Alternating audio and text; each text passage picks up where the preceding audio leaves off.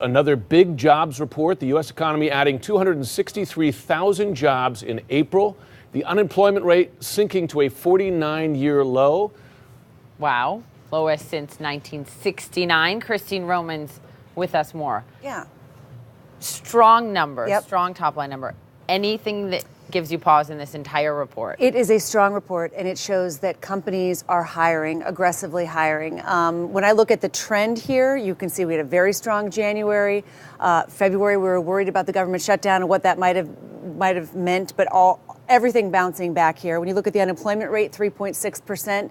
I mean, these are generational low numbers, and you've got some record lows for some different job categories and sectors as well, and strong hiring in business and information services, in construction, 33,000 jobs there. And I've been watching manufacturing. I mean, if you want to really look for something to be worried about, I mean, maybe you look at manufacturing. It lost 6,000 jobs last month, and then this month had 4,000. On average, during the Trump administration, you've had 20,000, 20,000 plus. So I'm going to reserve another month or two to see if maybe there's a bit of a pause happening in this manufacturing recovery because of the tariffs maybe biting, the cost of tariffs biting here. If you look, at some point we're going to start running out of workers. We have 7 million job openings right now, and that's more job openings than people who are looking for jobs. So now you're going to start talking about where we're going to get more workers, how we're going to make sure we have a skills match of workers. The president has said this is a great economy. It is. I mean, the GDP number last week showed us 3.2% GDP for the quarter was great. These jobs numbers are very strong jobs numbers. Which makes me wonder why the president would like to put more stimulus into the economy. Right. That just says that those two ideas don't go together. This is a strong economy. Yeah, and fights economic policy in general, right? I mean, you tend not to cut rates into what is already an economic boom, right? Yeah. I mean, there's no other way to describe it. You're inviting a bust. And you have less ammo when you do have a bust, Absolutely. right? Okay, so stay with us, Romans. Let's Will bring do. in Douglas Holt-Seakin. He's an economist with the conservative think tank, the American Action Forum. He's also former economic advisor to the late Senator John McCain and the former director of the Congressional Budget Office. Good voice, good brain to have with us this morning, sir. Thank you for joining us. Just to the point that Christine rightly brings up, so why then, if this economy is so gangbusters and it's great news for the president, for all Americans, why then did the president tweet last week that the Fed should cut rates an entire percentage point? Last time they did that, 2008, middle of the crisis. Does that make any sense? I think Christine read the report very fairly. I mean, this is a strong report. Some numbers in there that are really worth looking at are the unemployment rate for people without high school diplomas. Pardon me. Down quite a bit. Wage growth, 3.2%, very strong. So we don't need additional monetary stimulus. It's not the right thing at this time. What is the secret here? I mean, let's put up the long-term trend line, and it is true that this started many years ago at the base of the crash in 2008, but it has accelerated under the Trump administration. Why, in your view? I think you can point to better productivity growth. The number we got yesterday, 3.6%, is the best number we've had in years. That's the core of being able to grow without inflation. That's, I think, attributable to the deregulation and the tax policies. Those are very strong pushes for the economy and for productivity. They've been tempered somewhat by the trade policies that aren't quite as good.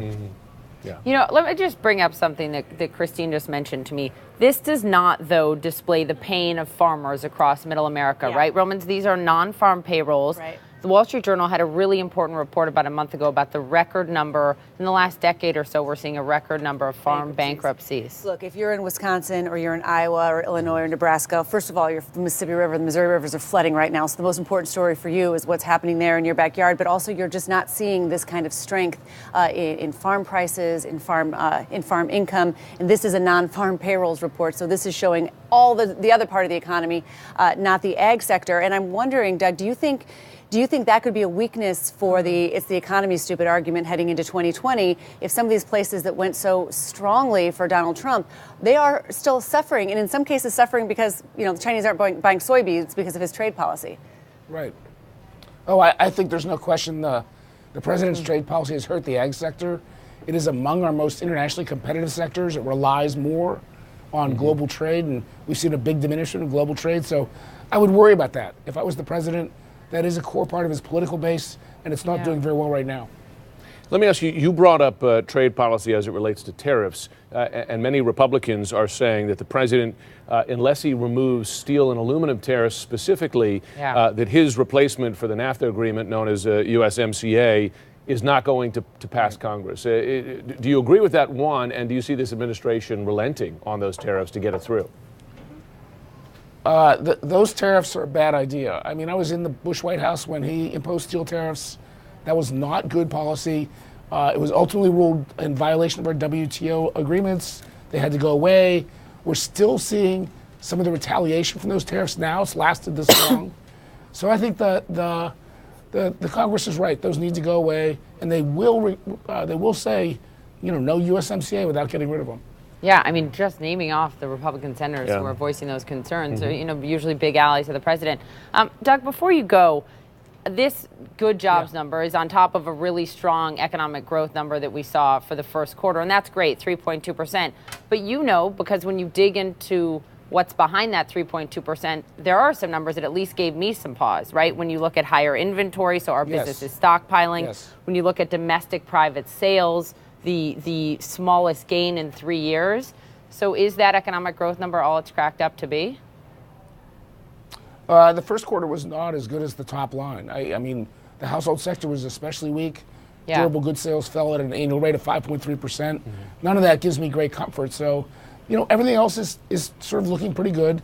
So every now and then you get a weird report and you can discount it. But I'm really looking forward to see the second quarter reverse some of those. Okay. Christine, I'm just curious because you speak to a lot of folks, economic forecasters, et cetera. When they look at those weird numbers, even that may fight the top line number, do they see signs of a weakening in the overall trend or no? Well, no, I mean, they're surprised that they didn't get more of a slowdown in the beginning of the year than they thought. I mean, I really do think that the strength in the beginning, even with some of these anomalies, that the overall strength surprised many of them. They thought that things were going to cool down a bit, and they just haven't yet. So the question is, what kills a 10-year-old bull market or a 10-year economic expansion?